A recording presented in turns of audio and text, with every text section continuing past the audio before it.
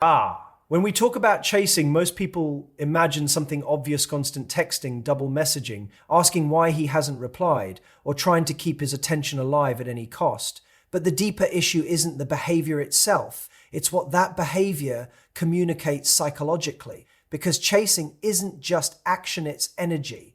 And that energy changes how you are perceived long before anything is ever said directly. At the beginning of attraction, there's usually a natural sense of curiosity. You don't know everything about each other yet, and that unknown space creates interest. But when one person begins to chase, that space starts to collapse. Instead of curiosity, the interaction becomes saturated with certainty about one thing: your level of investment. And once someone feels they already know how invested you are, they stop leaning in to discover more. Psychologically, mystery is not about playing hard to get. It's about not over-revealing emotional dependence too early. Because when everything is immediately available, your attention, your reassurance, your emotional presence on demand, there's no reason for the other person to engage in emotional pursuit. They are no longer exploring you, they are simply receiving you. And here's where the shift happens internally. When you start chasing, your focus subtly moves away from connection and toward retention. You are no longer asking, do I enjoy this dynamic? You start asking, how do I keep this from slipping away? That shift changes everything about your energy. It introduces anxiety into moments that should feel light. It creates urgency where there should be presence. But attraction is very sensitive to emotional tone. People can feel when someone is grounded versus when someone is grasping. And grasping energy, even when it's subtle, creates pressure. Not the kind of pressure that leads to closeness, but the kind that makes someone instinctively take a step back. Because no matter how much someone likes you, they are still wired to protect their emotional space. This is why chasing often produces the opposite of its intention. Instead of drawing him closer, it subtly signals that he doesn't need to invest further. If you are already doing the emotional work, then you are free to move on, initiating the connection and sustaining momentum. Then from his perspective, the relationship is already being carried. And when something is carried for him, he unconsciously invests less in holding it himself. There's also something deeper happening here that people rarely acknowledge. Chasing distorts your self-perception. The more you pursue validation from one person, the more your emotional state becomes dependent on their response.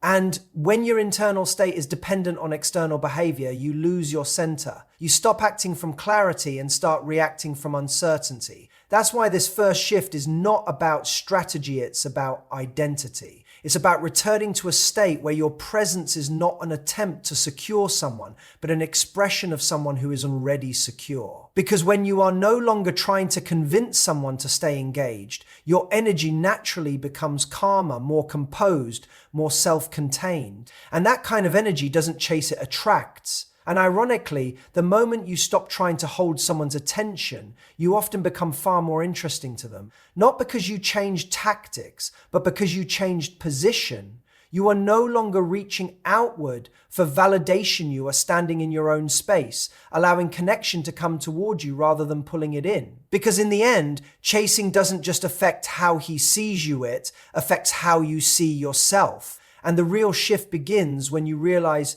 one of the most misunderstood aspects of attraction is availability. People assume that being consistently present, responsive, and emotionally accessible automatically builds closeness. But in reality, availability without boundaries doesn't create respect, it often dilutes it. Because respect is not formed in access alone, it's formed in perception of value. And value is always connected to how something is prioritized, not how easily it can be reached. When you are always available, something subtle begins to happen in the other person's mind. They stop perceiving your attention as something that is given with intention and start perceiving it as something that is simply always there. And anything that is always there stops feeling like something that needs to be earned. It becomes background, familiar, expected. And psychologically, what becomes expected is rarely appreciated at a deep level. This is not about creating distance for manipulation. It's about understanding how human attention actually works.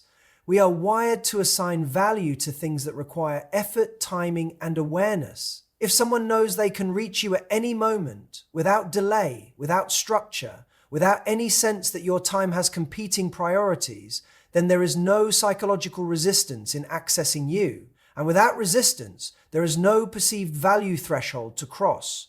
Respect begins to shift when your availability reflects a life that is already full, not performatively busy, but genuinely structured. When your time is divided between your own priorities, your relationships, your growth, your work, your rest, your presence becomes something that fits into your life, not something your life revolves around. And that distinction is deeply felt, even if it is never consciously articulated. Because what he begins to register is not just that you are sometimes unavailable, but that your attention is selective, that you do not respond out of urgency, but out of alignment. And when someone experiences that consistency, they start to understand that being part of your world requires presence, not assumption. There's also a deeper emotional shift that happens here. When you are over available, you often end up absorbing emotional imbalance without realizing it. You become the one who initiates, the one who smooths over silence, the one who fills gaps in communication. Over time, this creates an unspoken dynamic where your energy is doing more work than his, and any dynamic where one person consistently carries emotional weight will eventually lose equilibrium. But when you introduce boundaries around your availability, something interesting occurs. You begin to restore balance. You are no longer instantly reachable at every emotional impulse. You respond when you are present, not when anxiety demands it. And that small shift changes the entire emotional structure of the interaction. He begins to notice timing. He begins to notice effort. He begins to notice that connection with you is not automatic, it is intentional. And intention is where respect starts to grow. It's important to understand that this doesn't mean withdrawing warmth or becoming distant. In fact, warmth becomes more impactful when it is not constant, because when someone experiences your presence alongside your absence, they begin to associate your attention with something meaningful rather than something automatic. And meaning is what deepens emotional investment. There is also a quiet confidence that emerges when you are not constantly available. It signals that your life continues whether or not someone is actively engaging with you. And that psychological signal is powerful. It tells the other person that they are entering a world that already has motion, already has direction, already has structure, and people naturally respect what does not stop for them. So the real shift is not about being less present, it's about being present on your terms. It's about understanding that your availability is not a default state, but a reflection of your priorities. And when those priorities are clear, your presence becomes something that carries weight rather than something that fills space. Because in the end, people don't respect the person they can access anytime without thought. They respect the person whose attention feels like a choice, not an assumption, and they adjust their behavior accordingly. Nothing valuable ever requires you to lose your center to keep it. One of the most powerful shifts that happens when you stop chasing is almost invisible at first, but psychologically, it changes everything. You create space, not just physical space or time between messages, but emotional and mental space, the kind of space where thought, reflection, and curiosity can actually form. When someone has constant access to you, there is no room for imagination. Everything is already being experienced in real time. But when you step back, even slightly, something changes in the way you exist in his mind. He is no longer reacting to your immediate presence. Instead, he starts relating to your absence.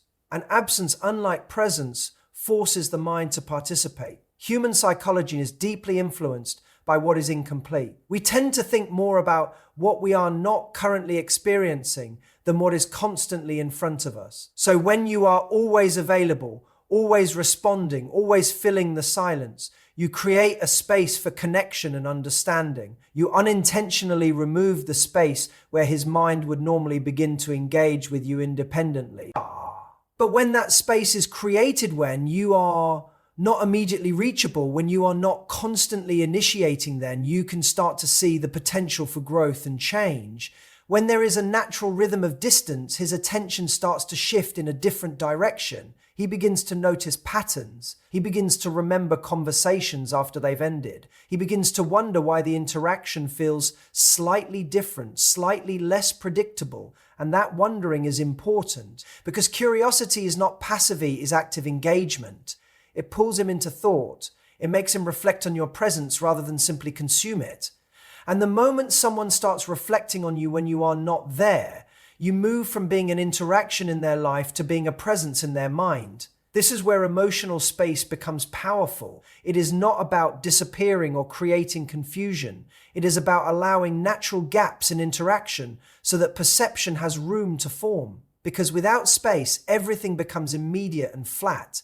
But with space, meaning begins to develop, there is also a subtle emotional recalibration that happens during these moments. When you are no longer the one constantly maintaining momentum, he begins to notice the difference in effort.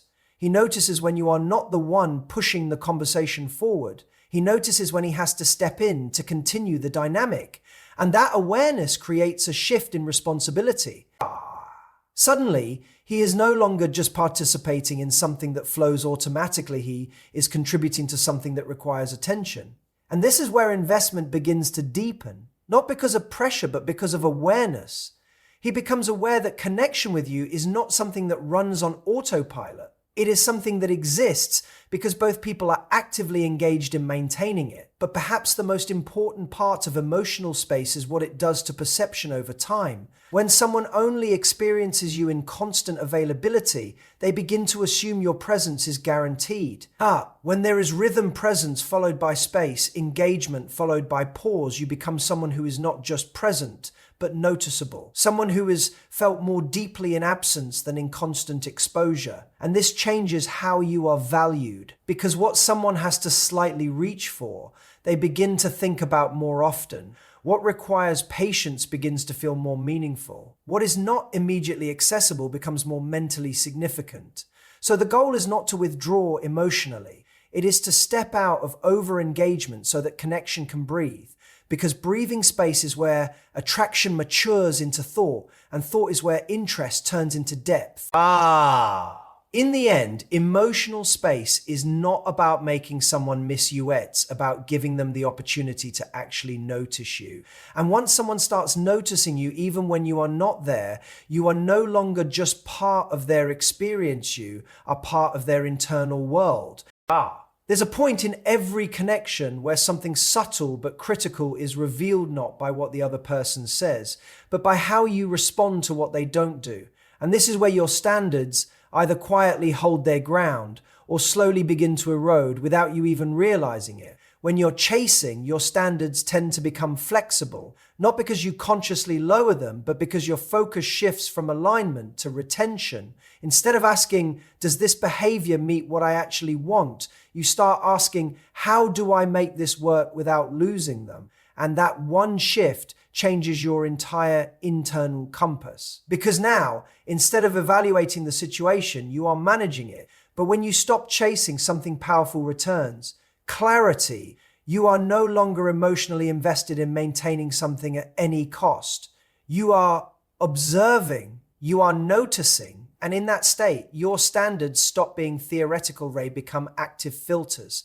You begin to see behavior for what it is, not for what you hope it could become. This is where respect begins to form, not through demands, but through self-definition. Because people don't adjust their behavior based on what you say you want they adjust, based on what you consistently accept. And when you are no longer chasing, you stop unconsciously accepting inconsistency just to keep a connection alive.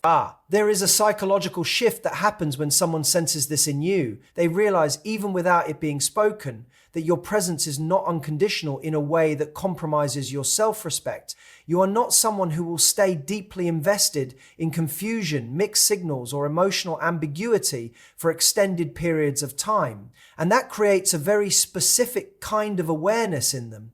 Accountability, not pressure. Not fear, but awareness that how they show up actually matters. And here's where things become interesting. When your standards are visible through your behavior, not through emotional outbursts, not through ultimatums, but through calm disengagement from what doesn't align, you stop needing to convince anyone of your worth. Your standards do that for you. because respect is rarely given in response to intensity. It is given in response to self-respect that does not bend under emotional pressure.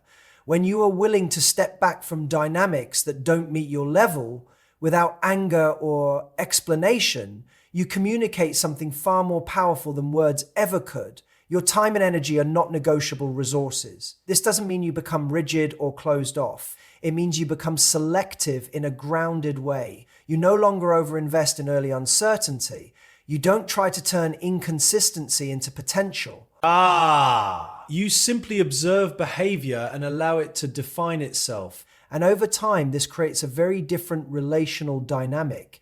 The people who are not aligned tend to naturally fall away, not because you pushed them out, but because they realize they are not meeting a standard they are not being asked to lower. And the people who are aligned move closer because they recognize clarity when they see it. There is also something deeply stabilizing about this for you internally. When you are no longer bending your standards to maintain emotional access to someone, you regain a sense of emotional integrity. You are no longer split between what you feel and what you tolerate. You are unified in your response. And that unity is where confidence comes from, not from being chosen, but from knowing what you will and will not choose. So this shift is not about rejecting connection. It is about refining it. It is about allowing your standards to do what chasing never can, quietly shape the quality of what stays in your life. Because in the end, people don't rise to the level of your desire, they respond to the level of your standards.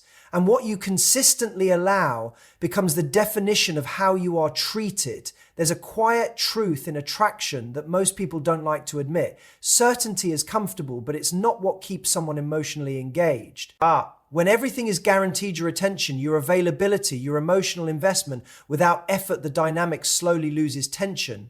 And without tension, there is very little psychological drive to lean in, to pursue, or to invest more deeply. This is where challenge, in its healthiest form, becomes important.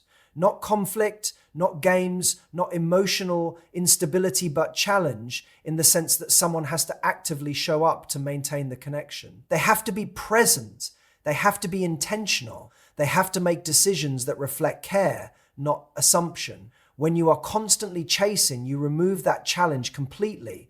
You become predictable in your pursuit. He knows you'll respond quickly. He knows you'll initiate again if he doesn't. He knows the connection will continue regardless of his effort. And while that may feel like stability on the surface, psychologically, it creates something very different underneath. Reduced motivation to invest. Because human behavior responds to value that feels active, not passive. If something feels guaranteed, the mind stops prioritizing it. Not because it is unimportant, but because it is assumed. And what is assumed rarely receives sustained effort. But when you stop chasing, you reintroduce something essential, uncertainty in outcome based on effort, not emotional manipulation, but a natural consequence. Right? If he shows up, the connection continues. If he doesn't, the connection naturally slows. And that simple structure changes everything. Now his actions matter. Now his engagement has weight. This is where effort begins to increase, not because you are demanding it, but because the psychological landscape has shifted. He is no longer operating in a space where your presence is automatically secured. He is operating in a space where it is maintained through participation. And something important happens in that space, awareness. He starts to notice the difference between when he invests and when he doesn't. He starts to feel the contrast between effort that is met and effort that is absent. And that contrast is what creates reflection, not pressure, not fear reflection. There is also a deeper layer here that often goes unnoticed. Challenge activates emotional presence. When someone has to engage more consciously in a dynamic, they become more aware of it.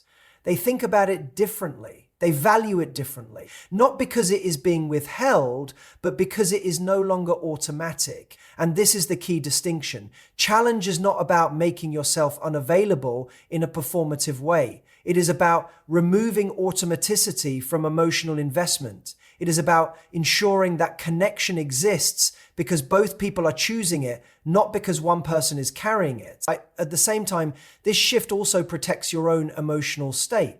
Because when you are no longer over-investing to keep someone engaged, you stop placing your emotional stability in their hands. You are no longer waiting for replies to feel secure. You are no longer measuring your worth based on their consistency. You are anchored in your own life, your own direction, your own standards. And from that place, attraction becomes healthier because now there is mutual participation instead of one-sided momentum. There is effort on both sides instead of emotional compensation on one side. And that balance is what allows respect to grow naturally. So the goal is not to create distance for its own sake. The goal is to remove unnecessary certainty so that effort becomes visible, meaningful, and mutual. Because when everything is too easy, it stops being valued. But when connection requires presence from both sides, it starts to mean something. And in the end, people don't lose interest in what challenges them in the right way. They lose interest in what requires nothing from them at all. At the end of all of this, after you've removed chasing, created space, held your standards, and allowed challenge to do its work, something very important happens. You stop trying to convince and you start observing. And that shift alone changes the entire emotional landscape of how you relate to people. Because when you are chasing, your focus is external. You are constantly trying to influence an outcome, more attention, more consistency, more reassurance. You are subtly negotiating for your place in someone's life. But when you stop chasing, that negotiation ends, and in its place comes something far more powerful, clarity. You begin to see behavior for what it actually is, not what you hope it means. You stop filling in gaps with assumptions like he's just busy or he'll come around, and instead you start looking at patterns. Does he show up consistently? Does he make effort without being prompted? Does he prioritize connection or only respond when it's convenient? These are no longer emotional questions, they become factual ones. And this is where your value becomes undeniable, not because you changed who you are, but because you stopped distorting your perception to maintain emotional access to someone. When you are no longer chasing, you also stop over-investing in potential. Potential is one of the most emotionally expensive illusions in relationships. It keeps you attached to who someone could be instead of who they consistently are.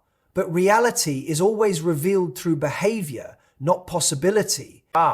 And when you remove chasing, you finally have the emotional distance to see that clearly. There is also a psychological shift that happens in the other person. When you stop overextending, they are faced with a version of you that is no longer constantly available to stabilize the connection. And in that absence of excess effort, they are forced to respond in one of two ways. Either they step forward and match your energy, or they naturally drift away because they were never investing at that level to begin with.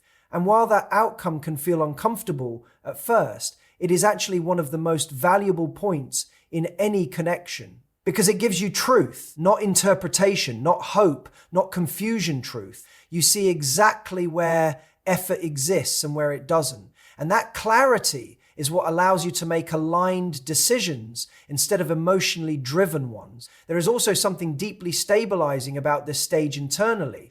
When you are no longer chasing, your emotional state is no longer tied to micro-responses, reply times, tone shifts, periods of silence. You are no longer decoding every interaction for reassurance. Instead, your attention returns to your own life, your own direction, your own standards. And that is where emotional strength is rebuilt. From this place, walking away is no longer an emotional reaction. It becomes a natural consequence of misalignment. But you don't leave because you are hurt, you leave because you are clear. And that difference is everything, because when you operate from clarity, you stop needing to prove your value. You stop trying to secure someone's attention through effort that is not being matched. You simply recognize whether there is mutual investment or not, and you act accordingly. And ironically, this is often the point where respect either deepens or fully emerges. Not because you demanded it, but because you stopped overgiving where it wasn't being met. You stopped lowering your standards to maintain uncertainty. You stopped confusing emotional attachment with compatibility. So the final realization is simple but powerful. Your value was never created by how much you chased, it was revealed the moment you stopped, Because what remains when chasing ends is not emptiness. It is truth. And truth is what every meaningful connection is built on. And in the end, the real shift is this: you stop asking who wants you enough and start asking who actually shows it through their actions.